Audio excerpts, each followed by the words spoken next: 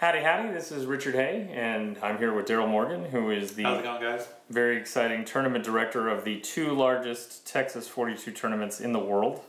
The Hallettsville State Championship that's held the first weekend of March, and then the Hallettsville Kolache Fest. They're both in the KC Hall in Hallettsville, hopefully for the foreseeable future. Yes, hopefully. Hopefully, yes. Anyway, but I'm here to talk to Daryl about how to run a Texas 42 tournament. Who can run a Texas 42 tournament? Simple answer is anyone can. You can. Anybody can. So if you're thinking of running a 42 tournament in your town, yeah, Daryl's going to tell you some things that you might want to take into consideration. You don't even necessarily have to know how to play 42. I mean, it probably helps if you do, but I've actually been to tournaments where tournament host, whoever's hosting and putting on the tournament, may not even know how to play 42. But they usually have someone on hand that does and can answer questions, whatnot. Never creates any issues. Right. So if you want to host a tournament in your hometown, I would say, the number one thing, probably the most important thing you want to cover first is having a good venue. Having a good venue means you have adequate parking, you've got food options either on site at the venue or nearby. You got to feed your people.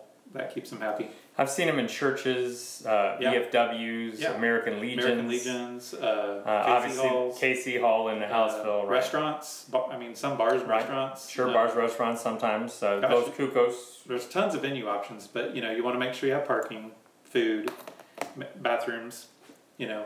All the necessities. Keep people comfortable. If it's in summertime, you want to have AC, obviously. So wintertime, you want to have heating. Yeah. So then, if it's raining, you want to have a cover over you. Sure. Things, obvious things. Now, and then it's never a bad idea to have some idea about how many people would be showing up for the tournament, and that can help your planning in terms of venue. How many tables do you need? How many chairs? Yeah, and you want to have adequate number of chairs and tables, of course. So if you're expecting a fairly large turnout and you want to have a kind of a bigger size tournament, you want to make sure you have a venue that can hold that many people. One option you can do is you can get with the N42PA organization. If you need to use their tables, they will have someone bring tables for your behalf. They also have a domino cooler. And they have a lot of sets of dominoes as well. Right, so they can lend you the dominoes. So if you want to get your tournament sanctioned through them, there is that option. Now, of course, you don't have to get your tournament sanctioned. You can anyone can host a tournament anywhere. Right. But you need to make sure you have tables and chairs. Dominoes. And dominoes, as well as supplies that we're going to touch on in just a second. But once you have the venue established, you just pick a date. Most tournaments seem to be done on Saturdays, and they usually have like a Friday warm-up the night before that. I have done some tournaments a few times that have been on Sundays as well. So, but that's when typically most people are off work. That's just convenient. So Saturday seems to be the happy place for tournaments. And if you do want to get the tournament sanctioned by the N42PA, you need to inform them at least a month before the tournament. Yes. That you're going to want to do that. And then they can actually put it on the calendar. They have a website, n42pa.org. Right. Then they can get you listed as an official N42PA tournament. When you're registering people at the beginning, it's a good idea to use a spreadsheet or some digital capability so you're not trying to interpret your own scrawl later. Yeah, so typically you want to pick a date that works. Let's say a Saturday. Sure. And that upcoming Saturday, what you can do is make flyers, you can advertise on social media, but come up with an entry fee.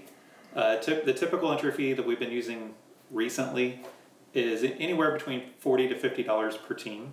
I've seen up to 60, but like some even up to 60. Those are usually big, like big tournaments. Yeah. So typically, what I've noticed mostly is like $50 per team, or $40 a team in the last couple years. Common also. So you just have the team, and what you do is you just tell everyone that's coming they need to bring their partner. They show up on that Saturday.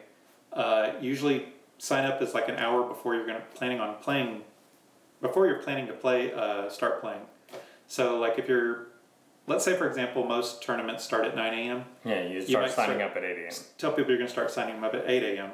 Give you an hour cushion. And then this is also something you want to work out with the venue. Yeah. Make sure they're open. Yes.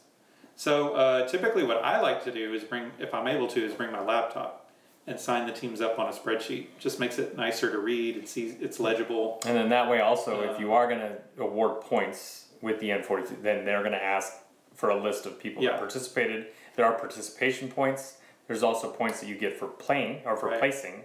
So essentially you can just send them that list and then also just send them a list of everyone that placed. But if you don't want to do the laptop route, you can just take a notebook and just Team 1, Team 2, Team 3, just number them and write down the team names. And there have been issues with that method. And then make sure you're collecting your entry fees from them before you get started. And then usually you pay out the prize money from the money that's contributed for the entry fees. So at the end of the tournament, we would give prize money.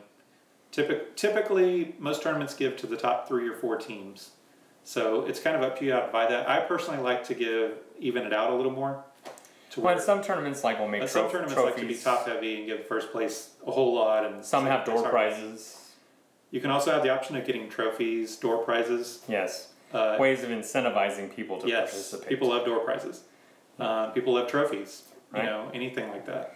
Right. Those are all options. But again, you can be as elaborate. People like cash too. So yeah, you can be as elaborate or as simple as you want. Cash prizes always, make no one ever complains about that. Never. Never. So once you have your team signed up, you have a start time. Typically, there's 2 different formats that we use. One format is just doing a round robin, all-day round robin. And the way that works is, let's say you do a 10 game round robin, seems to be pretty typical. Myself, I prefer the 8 game, but whatever. But you basically number, each team will get like a score sheet similar to this. Let's pretend that had 10 rounds instead of 3. That's a 3 round, yeah. And they would each team will get a team number assigned to them. Team 1, Team 2, so on and so on.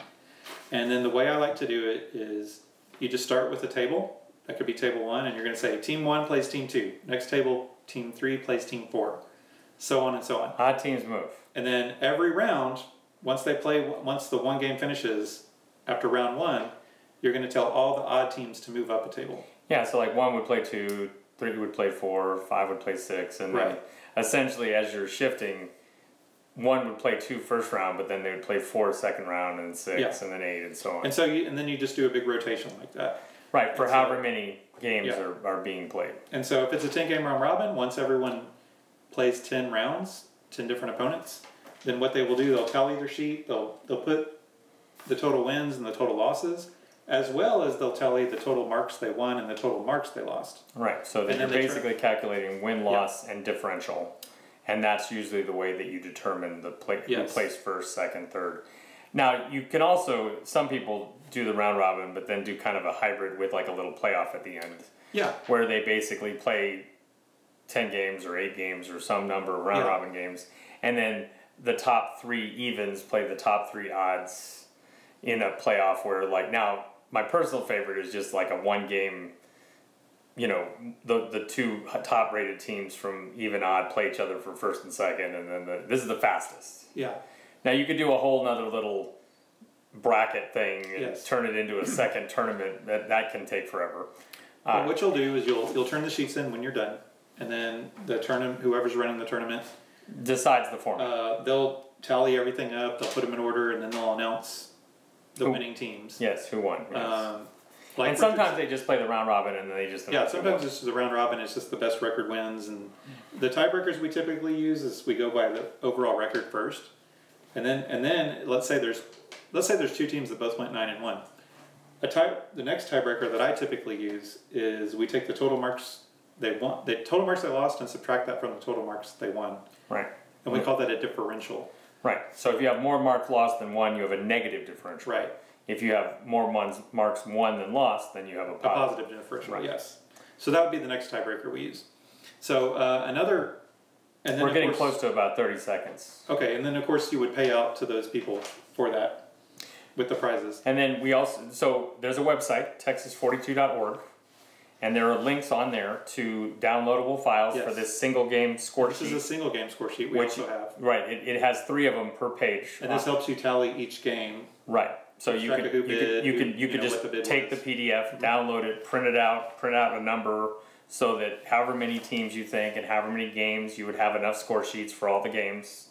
And then you would also print out a number of these. And then we have round robin sheets as well. Round robin sheets for 3 game, for 5 game, 4 game, 8 game, and 10 game, which are the most common. Yes. And a lot of time for the Friday nights, it's almost always a 5 game round robin. Yes. So this is just some typical best practices, and just in how to run a 42 tournament. Did you have anything else to add? Of course, you'll need just supplies. Make sure you have your supplies, your pens. Enough pens for people to write on the tables, and bring trophies if you have them. And that's typically how you run a tournament. You pay out to the winners at the end. Everyone goes home happy. They had a fun day of 42. Yeah, a good thing is if you get a lot of new teams to come out, or local teams. Yes. People that weren't even aware that there were tournaments, and then that they are excited that there is one. Another format, if we have time. Sure.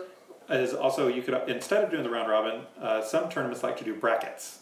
Oh yes, that's so. True. There's also links to the brackets on. We have links to the brackets on the website as well. Typically, it's 16 team bracket, 32 team bracket, 64 Those are the 2 that bracket. we can download. But if you want some custom number, then there's also a printyourbrackets.com. Some tournaments do a single elimination bracket.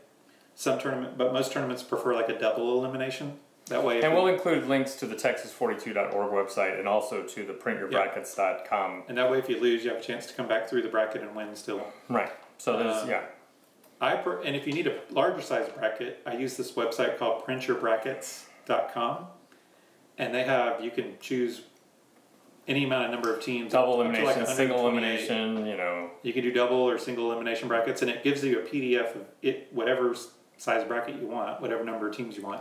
And then you go to Kiko's or something. And then you can go to like a place like FedEx. I prefer FedEx print shops. That's also Kiko's. And I just email them the PDF, and they will print it to any size I want. Usually on like a plotter.